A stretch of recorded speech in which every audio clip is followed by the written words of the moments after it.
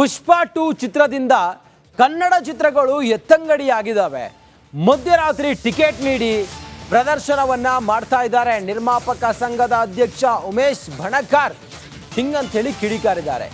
ನಿಯಮವನ್ನ ಉಲ್ಲಂಘಿಸಿದ್ದಾರೆ. ಚಿತ್ರಮಂದಿರಗಳು ಗಾಳಿಗೆ ತೂರಿದ್ದಾವೆ ನಿಯಮಗಳನ್ನ. ನಾಳೆ ಕನ್ನಡದ 8 ಚಿತ್ರಗಳು ಬಿಡುಗಡೆ ಆಗುತ್ತಿದ್ದಾವೆ. ಶಿವಣ್ಣ ಅವರ ಭೈರತಿ ರಣಗಲ್ ಸಹ ಎತ್ತಂಗಡಿ ಮಾಡಿದ್ದಾರೆ. ಕನ್ನಡದ ಚಿತ್ರಗಳಿಗೆ ಬೆಲೆ ಇಲ್ವಾ ಹಂಗಾದ್ರೆ ಅಂತೇಳಿ ನಿರ್ಮಾಪಕ ಸಂಘದ ಅಧ್ಯಕ್ಷ ಉಮೇಶ್ ಬಣಕಾರ್ ಕಿಡಿಕಾರಿದ್ದಾರೆ. ನಮ್ಮ ಜೊತೆಗ ಉಮೇಶ್ ಬಣಕಾರ್ ಇದ್ದಾರೆ, ಬನ್ನಿ ಮಾತಾಡ್ಸೋಣ. ಸರ್, ನೀವೊಂದು ಪತ್ರ ಬರೆದಿದ್ರಿ DC ಅವರಿಗೆ. ಈಗ DC ಅವರು ಕಮಿಷನರ್ಗೆ ಪತ್ರ ಬರೆದು ಆ್ಯಕ್ಷನ್ಗೆ ತೆಗೆದುಕೊಳ್ಳಿ ಅಂತ ನಮ್ಮ ಕಡೆ ಪತ್ರದ ಮುಖಾಂತರ ಸೂಚನೆ ನೀಡಿದ್ದಾರೆ. ಸರ್, ಸರ್ಕಾರದ ಚಲನಚಿತ್ರ ಪ್ರದರ್ಶಕರ ನೀತಿ ಅಂತ ಏನಿದೆಯಲ್ಲ ಸರ್, ಅದರಲ್ಲಿ ಬೆಳಗ್ಗೆ 6 ಗಂಟೆಯ ಒಳಗಡೆ ಯಾವುದೇ ರೀತಿಯಾದಂಥ ಶೋಗಳನ್ನು ಮಾಡೋ ಹಾಗಿಲ್ಲ. ರಾತ್ರಿ 10:30 ಒಳಗಡೆ ಯಾವುದೇ ಟಿಕೆಟ್ಗಳು ಇಶ್ಯೂ ಮಾಡೋದಾದರೂ ಮಾಡಿಬಿಡ್ಬೇಕು. ಸೊ 10:30 ಮೇಲೆ ಯಾವುದೇ ಟಿಕೆಟ್ಗಳನ್ನು ಇಶ್ಯೂ ಮಾಡೋವಂಥ ಮಾಡೋಂಗಿಲ್ಲ ಅಂತ ಹೇಳ್ಬಿಟ್ಟು ಚಲನಚಿತ್ರ ನೀತಿ ಅಂತೇನಿದೆ, ಪ್ರದರ್ಶಕರ ನೀತಿನಲ್ಲಿ ಅದು ಫಿಕ್ಸ್ ಆಗಿದೆ. ಸೊ ಇಂಥ ಒಂದು ಆದೇಶಗಳನ್ನು ಒಂದು ಉಲ್ಲಂಘನೆ ಮಾಡ್ತಕ್ಕಂಥದ್ದು ಇದೆಯಲ್ಲ, ಅದು ಅಕ್ಷಮ್ಯ ಅಪರಾಧ. ಹಾಗೆಯೇ ಜೊತೆಯಲ್ಲಿ ಏನು ಕನ್ನಡ ಚಿತ್ರಗಳು ಅಂದರೆ ಪ್ರಾದೇಶಿಕ ಭಾಷೆಯ ಚಿತ್ರಗಳು ಅಂತ ಏನು ಥಿಯೇಟ್ರ್ನಲ್ಲಿ ಇರ್ತವೆ, ಸೊ ಆ ಥಿಯೇಟ್ರಿಂದ ಆ ಚಿತ್ರಗಳನ್ನು ಎತ್ತಂಗಡಿ ಮಾಡಿ ಭೈರತಿ ರಣಗಲ್ ಅಂತಕ್ಕಂಥ ಒಂದು ಚಿತ್ರ ಶಿವರಾಜ್ ಕುಮಾರ್ ಅವ್ರದ್ದು ತುಂಬ ಚೆನ್ನಾಗಿ ಎಲ್ಲ ಕಡೆಗೂ ನಡೀತಾ ಇತ್ತು. ಡೇ ಬೈ ಡೇ ಅದರದ್ದು ಮೌತ್ ಟಾಕಿಂದ ಚೆನ್ನಾಗಿ ಹೋಗ್ತಾಯಿತ್ತು.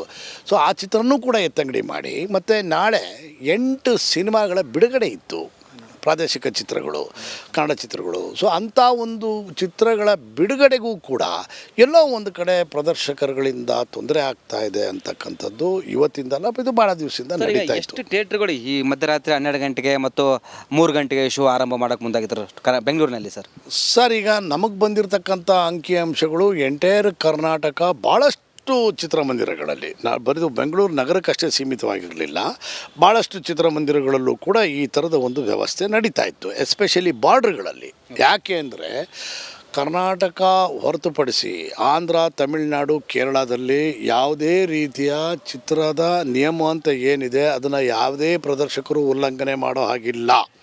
ಆಯಾಯ ಟೈಮಲ್ಲಿ ಮಾತ್ರ ಮಾಡಬೇಕು. ತೀರಾ ಅಂತ ಅನಿವಾರ್ಯ ಇದ್ದರೆ ಸರ್ಕಾರದ ಪರ್ಮಿಷನ್ನ ತಗೋಬೇಕು. ಪರ್ಮಿಷನ್ ತಗೊಂಡು ಅವ್ರು ಮಾಡಬೇಕಾಗ್ತದೆ. ಉಲ್ಲಂಘನೆ ಮಾಡಿದ್ದಾರೆ. ಹೌದು, ಉಲ್ಲಂಘನೆ ಮಾಡಿದ್ದಾರೆ. ಜೊತೆಯಲ್ಲಿ ಟಿಕೆಟ್ ದರ ನಿಗದಿಪಡಿಸಿದ್ದಾರೆ. ಈಗ ಆಂಧ್ರ, ತಮಿಳುನಾಡು, ಕೇರಳದಲ್ಲಿ ನೀವು 10 ರೂಪೀಸ್ ಎಕ್ಸೆಸ್ ಮಾಡ್ತೀರಿ ಅಥವಾ ಒಂದು 20 ರೂಪಾಯಿನೋ 40 ರೂಪಾಯಿ ಏನೋ ಯಾವುದನ್ನು ಹೆಚ್ಚಿನ ದರವನ್ನು ನಿಗದಿಪಡಿಸಬೇಕು ಅಂದರೆ ನೀವು ಸರ್ಕಾರದಿಂದ ಪರ್ಮಿಷನ್ ತಗೊಳ್ಳೇಬೇಕು.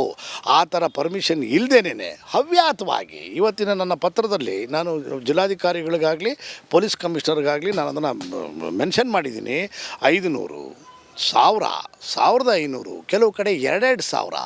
ಸೊ ಈ ರೀತಿಯಾದಂಥ ಹಣವನ್ನು ಸಾರ್ವಜನಿಕರಿಂದ ವಸೂಲಿ ಮಾಡಿ ಅಂದರೆ ತಗೊಂಡು ಇವತ್ತೇನೋ ಈ ಸಿನಿಮಾ ಇದೆ ಸರ್, ನಾಳೆ ನಿಮ್ಮದೇ ಚಿತ್ರಮಂದಿರ ಅಂತ ಅಂದ್ಕೊಳ್ಳಿ, ನೀವು ಇವತ್ತು 2,000 ರೂಪಾಯಿ ಚಾರ್ಜ್ ಮಾಡಿದ್ರೆ ನೆಕ್ಸ್ಟ್ ವೀಕಲ್ಲಿ ನಮ್ಮ ಕನ್ನಡ ಚಿತ್ರ ಒಂದು ಬರುತ್ತೆ. ಸರ್, ಈ ಟಿಕೆಟ್ ರೇಟ್ ಸರ್ಕಾರ ಏನಾದರೂ ಒಂದು ನಿರ್ಧಾರ ಮಾಡಬೇಕಾ ಅಂತ? ಯಾಕಂದರೆ 500, 1000, 2,000 ಅಂತೇಳಿ ಒಂದು ಕಡೆ ಈಗ ಪುಷ್ಪ 2ನೇ 1500, 500 ಸಹ ಇದೆ.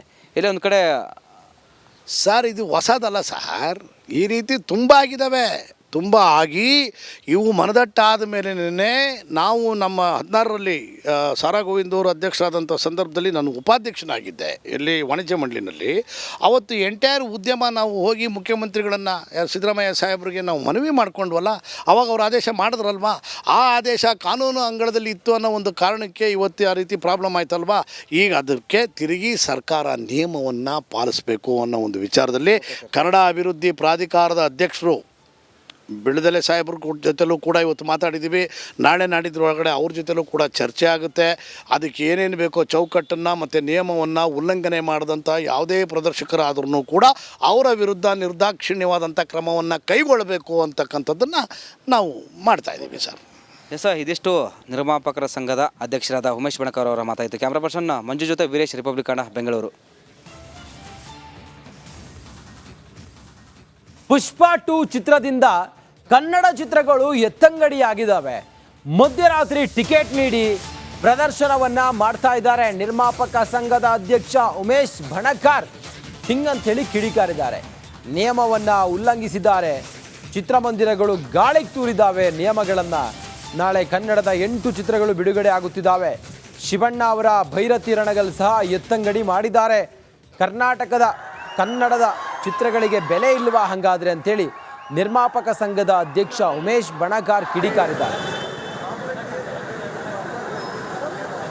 ನಮ್ಮ ಜೊತೆಗ ಉಮೇಶ್ ಬಣಕಾರ್ ಇದ್ದಾರೆ, ಬನ್ನಿ ಮಾತಾಡ್ಸೋಣ. ಸರ್, ನೀವೊಂದು ಪತ್ರ ಬರೆದಿದ್ರಿ DC ಅವರಿಗೆ. ಈಗ DC ಅವರು ಕಮಿಷನರ್ಗೆ ಪತ್ರ ಬರೆದು ಆ್ಯಕ್ಷನ್ಗೆ ತೆಗೆದುಕೊಳ್ಳಿ ಅಂತ ನಮ್ಮ ಕಡೆ ಪತ್ರದ ಮುಖಾಂತರ ಸೂಚನೆ ನೀಡಿದ್ದಾರೆ. ಸರ್, ಸರ್ಕಾರದ ಚಲನಚಿತ್ರ ಪ್ರದರ್ಶಕರ ನೀತಿ ಅಂತ ಏನಿದೆಯಲ್ಲ ಸರ್, ಅದರಲ್ಲಿ ಬೆಳಗ್ಗೆ 6 ಗಂಟೆಯ ಒಳಗಡೆ ಯಾವುದೇ ರೀತಿಯಾದಂಥ ಶೋಗಳನ್ನು ಮಾಡೋ ಹಾಗಿಲ್ಲ. ರಾತ್ರಿ 10:30 ಒಳಗಡೆ ಯಾವುದೇ ಟಿಕೆಟ್ಗಳು ಇಶ್ಯೂ ಮಾಡೋದಾದರೂ ಮಾಡಿಬಿಡ್ಬೇಕು. ಸೊ 10:30 ಮೇಲೆ ಯಾವುದೇ ಟಿಕೆಟ್ಗಳನ್ನು ಇಶ್ಯೂ ಮಾಡೋವಂಥ ಮಾಡೋಂಗಿಲ್ಲ ಅಂತ ಹೇಳ್ಬಿಟ್ಟು ಚಲನಚಿತ್ರ ನೀತಿ ಅಂತೇನಿದೆ, ಪ್ರದರ್ಶಕರ ನೀತಿನಲ್ಲಿ ಅದು ಫಿಕ್ಸ್ ಆಗಿದೆ. ಸೊ ಇಂಥ ಒಂದು ಆದೇಶಗಳನ್ನು ಒಂದು ಉಲ್ಲಂಘನೆ ಮಾಡ್ತಕ್ಕಂಥದ್ದು ಇದೆಯಲ್ಲ, ಅದು ಅಕ್ಷಮ್ಯ ಅಪರಾಧ. ಹಾಗೆಯೇ ಜೊತೆಯಲ್ಲಿ ಏನು ಕನ್ನಡ ಚಿತ್ರಗಳು ಅಂದರೆ ಪ್ರಾದೇಶಿಕ ಭಾಷೆಯ ಚಿತ್ರಗಳು ಅಂತ ಏನು ಥಿಯೇಟ್ರ್ನಲ್ಲಿ ಇರ್ತವೆ, ಸೊ ಆ ಥಿಯೇಟ್ರಿಂದ ಆ ಚಿತ್ರಗಳನ್ನು ಎತ್ತಂಗಡಿ ಮಾಡಿ ಭೈರತಿ ರಣಗಲ್ ಅಂತಕ್ಕಂಥ ಒಂದು ಚಿತ್ರ ಶಿವರಾಜ್ ಕುಮಾರ್ ಅವ್ರದ್ದು ತುಂಬ ಚೆನ್ನಾಗಿ ಎಲ್ಲ ಕಡೆಗೂ ನಡೀತಾ ಇತ್ತು. ಡೇ ಬೈ ಡೇ ಅದರದ್ದು ಮೌತ್ ಟಾಕಿಂದ ಚೆನ್ನಾಗಿ ಹೋಗ್ತಾಯಿತ್ತು. ಸೊ ಆ ಚಿತ್ರನೂ ಕೂಡ ಎತ್ತಂಗಡಿ ಮಾಡಿ ಮತ್ತು ನಾಳೆ 8 ಸಿನಿಮಾಗಳ ಬಿಡುಗಡೆ ಇತ್ತು, ಪ್ರಾದೇಶಿಕ ಚಿತ್ರಗಳು, ಕನ್ನಡ ಚಿತ್ರಗಳು. ಸೊ ಅಂಥ ಒಂದು ಚಿತ್ರಗಳ ಬಿಡುಗಡೆಗೂ ಕೂಡ ಎಲ್ಲೋ ಒಂದು ಕಡೆ ಪ್ರದರ್ಶಕರುಗಳಿಂದ ತೊಂದರೆ ಆಗ್ತಾ ಇದೆ ಅಂತಕ್ಕಂಥದ್ದು ಇವತ್ತಿಂದಲ್ಲ, ಇದು ಭಾಳ ದಿವಸದಿಂದ ನಡೀತಾ ಇತ್ತು. ಎಷ್ಟು ಥಿಯೇಟ್ರುಗಳು ಈ ಮಧ್ಯರಾತ್ರಿ 12 ಗಂಟೆಗೆ ಮತ್ತು 3 ಗಂಟೆಗೆ ಶೋ ಆರಂಭ ಮಾಡೋಕ್ಕೆ ಮುಂದಾಗಿದ್ದರು ಬೆಂಗಳೂರಿನಲ್ಲಿ? ಸರ್, ಈಗ ನಮಗೆ ಬಂದಿರತಕ್ಕಂಥ ಅಂಕಿಅಂಶಗಳು ಎಂಟೈರ್ ಕರ್ನಾಟಕ ಭಾಳಷ್ಟು ಚಿತ್ರಮಂದಿರಗಳಲ್ಲಿ, ಬರೀದು ಬೆಂಗಳೂರು ನಗರಕ್ಕಷ್ಟೇ ಸೀಮಿತವಾಗಿರಲಿಲ್ಲ, ಭಾಳಷ್ಟು ಚಿತ್ರಮಂದಿರಗಳಲ್ಲೂ ಕೂಡ ಈ ಥರದ ಒಂದು ವ್ಯವಸ್ಥೆ ನಡೀತಾ ಇತ್ತು, ಎಸ್ಪೆಷಲಿ ಬಾರ್ಡ್ರ್ಗಳಲ್ಲಿ. ಯಾಕೆ ಅಂದರೆ ಕರ್ನಾಟಕ ಹೊರತುಪಡಿಸಿ ಆಂಧ್ರ, ತಮಿಳುನಾಡು, ಕೇರಳದಲ್ಲಿ ಯಾವುದೇ ರೀತಿಯ ಚಿತ್ರದ ನಿಯಮ ಅಂತ ಏನಿದೆ ಅದನ್ನು ಯಾವುದೇ ಪ್ರದರ್ಶಕರು ಉಲ್ಲಂಘನೆ ಮಾಡೋ ಹಾಗಿಲ್ಲ. ಆಯಾಯ ಟೈಮಲ್ಲಿ ಮಾತ್ರ ಮಾಡಬೇಕು. ತೀರಾ ಅಂತ ಅನಿವಾರ್ಯ ಇದ್ದರೆ ಸರ್ಕಾರದ ಪರ್ಮಿಷನ್ನ ತಗೋಬೇಕು. ಪರ್ಮಿಷನ್ ತಗೊಂಡು ಅವ್ರು ಮಾಡಬೇಕಾಗ್ತದೆ. ಉಲ್ಲಂಘನೆ ಮಾಡಿದ್ದಾರೆ. ಹೌದು, ಉಲ್ಲಂಘನೆ ಮಾಡಿದ್ದಾರೆ. ಜೊತೆಯಲ್ಲಿ ಟಿಕೆಟ್ ದರ ನಿಗದಿಪಡಿಸಿದ್ದಾರೆ.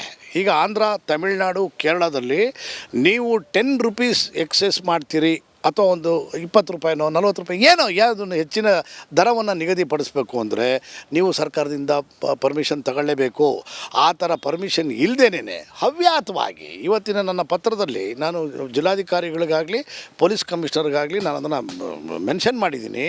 500, 1000, 1500, ಕೆಲವು ಕಡೆ 2,000.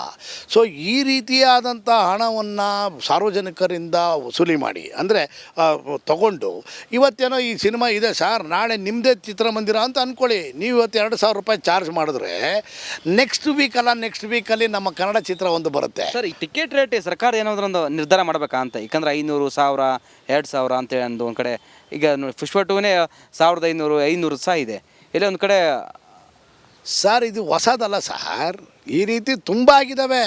ತುಂಬ ಆಗಿ ಇವು ಮನದಟ್ಟಾದ ಮೇಲೆ ನಾವು ನಮ್ಮ 16ರಲ್ಲಿ ಸಾರಾ ಗೋವಿಂದ್ ಅವರು ಅಧ್ಯಕ್ಷರಾದಂಥ ಸಂದರ್ಭದಲ್ಲಿ ನಾನು ಉಪಾಧ್ಯಕ್ಷನಾಗಿದ್ದೆ ಇಲ್ಲಿ ವಾಣಿಜ್ಯ ಮಂಡಳಿನಲ್ಲಿ. ಅವತ್ತು ಎಂಟೈರ್ ಉದ್ಯಮ ನಾವು ಹೋಗಿ ಮುಖ್ಯಮಂತ್ರಿಗಳನ್ನು ಸಿದ್ದರಾಮಯ್ಯ ಸಾಹೇಬರಿಗೆ ನಾವು ಮನವಿ ಮಾಡ್ಕೊಂಡ್ವಲ್ಲ, ಅವಾಗ ಅವ್ರು ಆದೇಶ ಮಾಡಿದ್ರಲ್ವ. ಆ ಆದೇಶ ಕಾನೂನು ಅಂಗಳದಲ್ಲಿ ಇತ್ತು ಅನ್ನೋ ಒಂದು ಕಾರಣಕ್ಕೆ ಇವತ್ತು ಆ ರೀತಿ ಪ್ರಾಬ್ಲಮ್ ಆಯ್ತಲ್ವಾ.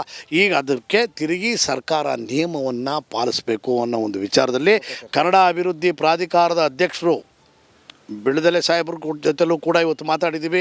ನಾಳೆ ನಾಡಿದ್ರೊಳಗಡೆ ಅವ್ರ ಜೊತೆಲೂ ಕೂಡ ಚರ್ಚೆ ಆಗುತ್ತೆ. ಅದಕ್ಕೆ ಏನೇನು ಬೇಕೋ ಚೌಕಟ್ಟನ್ನು ಮತ್ತು ನಿಯಮವನ್ನು ಉಲ್ಲಂಘನೆ ಮಾಡಿದಂಥ ಯಾವುದೇ ಪ್ರದರ್ಶಕರಾದ್ರೂ ಕೂಡ ಅವರ ವಿರುದ್ಧ ನಿರ್ದಾಕ್ಷಿಣ್ಯವಾದಂಥ ಕ್ರಮವನ್ನು ಕೈಗೊಳ್ಳಬೇಕು ಅಂತಕ್ಕಂಥದ್ದನ್ನು ನಾವು ಮಾಡ್ತಾಯಿದ್ದೀವಿ ಸರ್. ಎಸ್, ಇದಿಷ್ಟು ನಿರ್ಮಾಪಕರ ಸಂಘದ ಅಧ್ಯಕ್ಷರಾದ ಉಮೇಶ್ ಬಣಕಾರ್ ಅವರ ಮಾತಾಯಿತು. ಕ್ಯಾಮ್ರಾ ಪರ್ಸನ್ ಮಂಜು ಜೊತೆ ವೀರೇಶ್, ರಿಪಬ್ಲಿಕ್ ಕನ್ನಡ, ಬೆಂಗಳೂರು.